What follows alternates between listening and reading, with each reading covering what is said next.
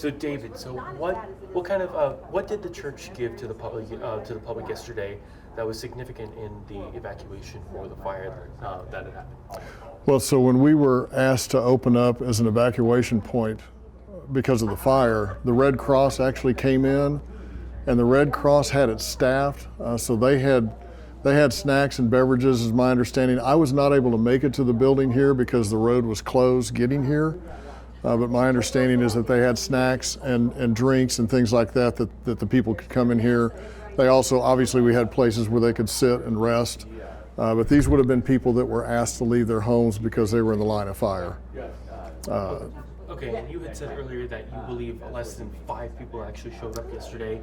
Yeah. Due to we heard from the Forestry Service that there were about 10 evacuees in total, but some had came here, but some had gone elsewhere. Can you explain a little bit about that? Well, some came here because we were actually relatively close to the fires as far as distance-wise, travel-wise, because the church is on the north side of town, and all of the fire was on the north side of town further along. So they were able to make it here pretty easily. The road was open going south, so they could come here and get here. Our pastor, Jamie Day, who's the pastor of this church, he was here with the Red Cross. And so they were able to minister to these folks through the Red Cross. And I'm not real sure if it was at 6 o'clock or 7 o'clock last night, sometime in that time frame. If they needed to be able to stay someplace overnight, we haven't been certified at the church to be able to keep people overnight, and that's what Zion Lutheran was set up to do. So if they needed to stay overnight, then they could be transported, or if they had their own transportation, they could go to Zion Lutheran and stay there. I'm not sure how many people did that, but that was an option for them. But unfortunately, we were not able to do that here, but we just kept them during the day. Yeah, so you would say that the reason that people had to go elsewhere was that people couldn't sleep here, also that it was too close to the fire itself? We were far enough away that we were never in the line of the fire because it was moving almost due east because of because of the winds. But we were close enough that people could get here easily. And I think that was the bigger reason. So the only reason I think we found people, or people came here, is because we were pretty close to where the fires were. And you had said that some other people had gone elsewhere. Like you said, some people had just gone to a house that was out of the line of fire. Yeah. How did you learn about that? Well, so we tried to contact anybody in our church that might have been, we know where the folks live. And there were some folks that were absolutely in the range of the fire. So if they needed a place to stay, some of those folks just stayed with other members of our church. We would open up our own homes, that's what we do. So if people wanted to stay in their homes, which they did in some cases, then that was opened up. So some of those people would have gone to the homes rather than here, or would have stayed overnight there in those homes rather than going to the Lutheran church to do that. And what was your experience with this fire? I understand you said that some of the roads were blocked, you couldn't get here. Was there, did you see some of the smoke? Oh, yeah. What kind of measures did you see the city had put in place about the fire?